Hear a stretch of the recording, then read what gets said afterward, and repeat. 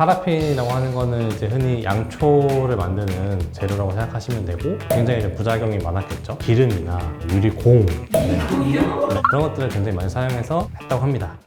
네, 안녕하세요. 저는 비유성형외과의 손유성입니다. 오늘은 가슴 보형물에 대해서 좀 알아보려고 하는데요. 과거에 가슴 보형물 수술이 어떻게 시작되었는지, 어떤 역사를 가지고 있는지에 대해서 지금부터 말씀드리도록 하겠습니다. 오래전부터 알려져 있는 거는 한 1890년대 오스트리아 빈에 있는 의사분께서 가슴에 파라핀이라고 하는 것을 주입했던 것이 첫 시작이라고 생각해 볼 수가 있겠습니다. 파라핀이라고 하는 거는 이제 흔히 양초를 만드는 재료라고 생각하시면 되고, 온도가 낮아지게 되면 이제 굳어버리는 성질이 있고 여러 부위에 퍼지는 그런 성질도 있기 때문에 굉장히 좀 부작용이 많았겠죠. 대학병원에 있을 때 교수님께서 비유해 주셨던 게 있는데, 식빵에다가 이렇게 잼을 발라요. 잼이 이제 흡수가 되겠죠. 나중에 그 잼만 제거할 수가 없겠죠. 정상 조직들까지 포함해서 제거를 해야 되기 때문에 제거하는 게 거의 불가능하다라고 생각하시면 됩니다. 이후에는 또 뭐 1920년대, 30년대쯤 돼서 엉덩이나 뭐 허벅지 쪽에 있는 데서 또 지방을 좀 떼가지고 가슴에 이식했다는 또 기록들도 있지만 볼륨 유지가 잘 안 되고 딱딱해지고 이런 문제가 있지 않았을까 예상해 봅니다.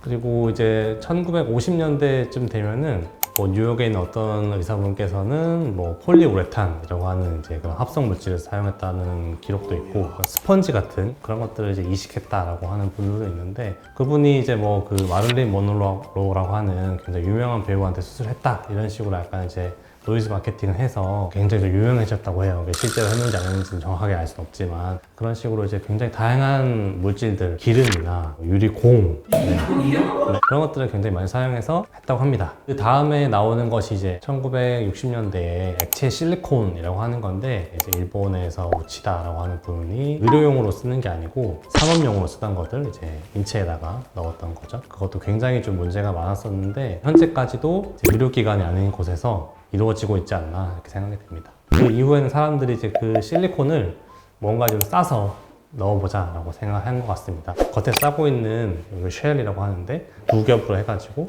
겹친 다음에 이제 꼬매가지고 공처럼 만든 거죠. 그 다음에 이제 그 안쪽에다가 실리콘을 주입해서 보형물을 만든 게 이제 1세대 보형물이라고 생각하시면 되겠습니다. 염증을 일으키고 이런 문제가 많아서 사라졌습니다. 1세대 보형물은. 쉘이 어떻게 변하느냐에 따라서 또 이제 보형물이 계속 변하게 되는데, 이제 하나의 덩어리로 만들어서 한 게 이제 2세대 보형물이라고 생각하시면 되겠습니다. 1세대보다는 조금 이제 부작용이 줄었겠지만 싸고 있는 막이 얇고 하다 보니까 내부에 있는 실리콘이 조금씩 아주 서서히 좀 스며 나오는 그런 현상이 있었어요. 2세대 보형물도 다음 세대로 또 이제 넘어가게 된 거죠. 1980년대가 되면 3세대 보형물이 출시되었다고 하는데, 저희가 흔히 알고 있는 멘토 스무스 보형물이 이제 나오는 거라고 생각하시면 되겠습니다. 겉에 싸고 있는 쉘이 이제 여러 겹으로 돼서 조금 더 안정성을 높인 거고, 안쪽에 들어가는 실리콘도 응집력이 강한 실리콘을 사용해서 바깥으로 별 새어 나오도록 하게. 그리고 이제 1980년대 후반에 가서는 이제 텍스처 타입의 라운드 보형물, 1990년대 초반이 되면 이제 5세대 보형물 이런 것들이 나오면서 1992년도가 되면 미국에서는 이제 그런 실리콘 보형물 아예 쓰지 말라라고 이렇게 금지를 해버리게 돼요. 식염수 보형물만 이제 쓸 수 있는 그런 시기가 있었고, 그게 한 2006년도가 되면은 다시 이제 실리콘 보형물을 승인해줍니다. 미국에서 다시 또 이제 실리콘 보형물이 좀 더 살아나게 되는 그런 계기가 되었다고 볼 수 있겠습니다. 그리고 이제 2010년대가 되면은 나노 텍스처 타입의 보형물들이 출시가 되게 되는데, 그러면서 이제 점점 많이 발전한 거죠, 보형물이. 하지만 이렇게 사용하면서도 문제점들이 조금씩 있었어요.